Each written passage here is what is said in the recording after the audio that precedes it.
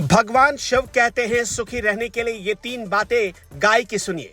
कथा सुनते ही जीवन के सारे कष्ट खत्म। आज का प्रसंग यदि ठीक से समझ लिया तो मैं विश्वास दिलाता हूँ कि आप कभी भी गरीब नहीं रहोगे। महाभारत पुराण में एक कथा आती है कि एक बार माता लक्ष्मी बहुत सुंदर रूप धारण करके गायों के झुंड के पास पहुंची।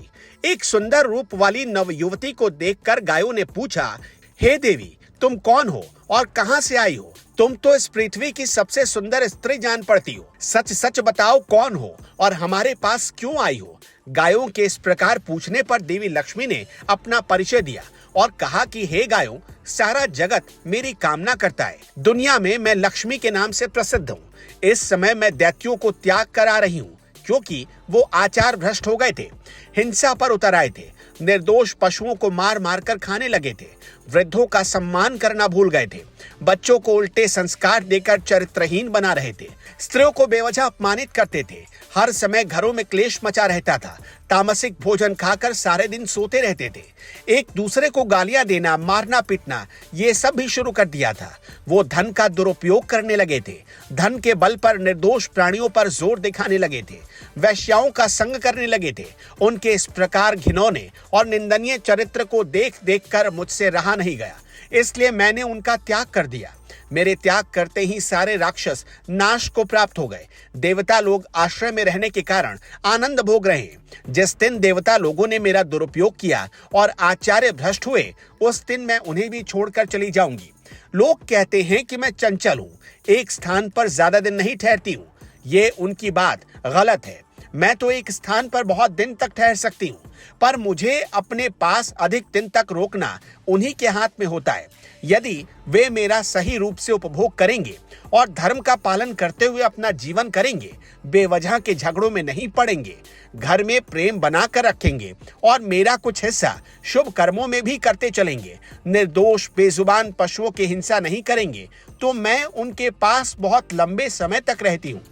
जिस दिन से वो अन्याय के कार्यों में पड़ जाते हैं, व्यसनों में पड़ जाते हैं, उस दिन मैं उनसे दूर हो जाती हूँ। जिनके शरीर से मैं निकल जाती हूँ वो नष्ट हो जाते हैं और जिनके शरीर में मैं प्रवेश कर जाती हूँ वो पुष्ट हो जाते हैं। धर्म, अर्थ और काम बिना मेरे सहयोग के सुख नहीं दे सकता है। गायों, यही मेरा प्रभाव है। सारी दुनिया को चलाने के लिए मेरा योगदान बहुत बड़ा है। अब मैं तुम्हारे पास इसलिए आई हूँ कि मैं चाहती हूँ कि मैं तुम सबके शरीर में निवास करूँ।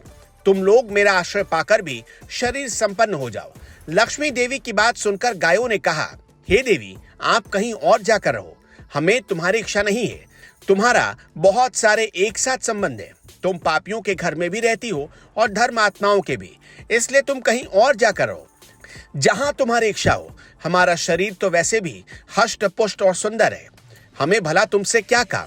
तुमने हमसे जो इतनी बातचीत की, हम तो इसी से स्वयं को धन्य समझते हैं। दोस्त, गायों के मना करने पर लक्ष्मी ने फिर कहा, गायों, मैं वो सती हूं जो लोगों को बड़ी मुश्किल से मिलती है। लोग मुझे पाने के लिए ललायत होते हैं। इस संसार में शायद कोई विरला ही हो जो मुझे पाना न चाहता हो। मुझे पाने के लिए लोग दिन रात परिश्रम करते हैं, युद्ध करते हैं, चोरी तक करते हैं, एक दूसरे से छीनने का प्रयास भी करते हैं। मुझे पाने के लिए लोग सगे भाइयों से, माता पिता से भी विरोध कर लेते हैं। मेरे लिए लोग घर परिवार को छोड़कर परदेश में पड़े रहते हैं, फिर भी मैं इच्छा के अनुरूप उन्हें नहीं मिल पाती। यहाँ तो मैं स्वयं चलकर आई हूँ और तुम हो कि मुझे ठुकरा रही हो।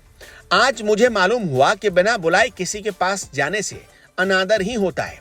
फिर भी मैं तुमसे आग्रह करती हूँ कि मुझे अपने पास रहने दो, मुझे अस्वीकार मत करो। देखो, इस चराचर त्रिलोकी में कोई भी मेरा अपमान नहीं करता।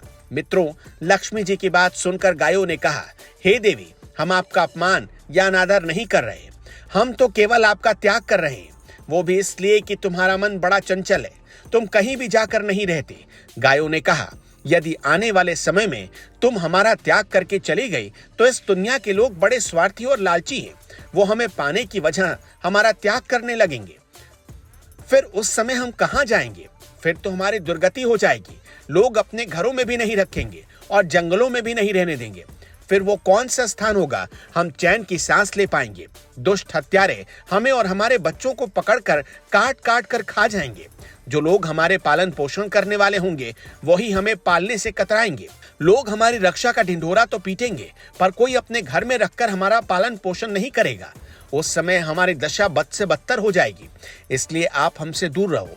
हम जैसे तैसे अपना जीवन जी लेंगे, क्योंकि दुनिया के लोग अपने अंदर जब तक आपके दर्शन करेंगे तब तक ही वो हमारी कदर करेंगे। आपके जाने के बाद कोई हमें नहीं पूछेगा, फिर हम तुम्हें लेकर क्या करें। गायों के इस प्रकार मना करने पर लक्ष्मी ने कहा, हे गायों, तुम सदा दूसरों का आदर देने वाली हो। धर्म कथाएं के YouTube चैनल को सब्सक्राइब करें और इस वीडियो को Facebook पर देख रहे हैं तो हमें फॉलो जरूर करें। धन्यवाद।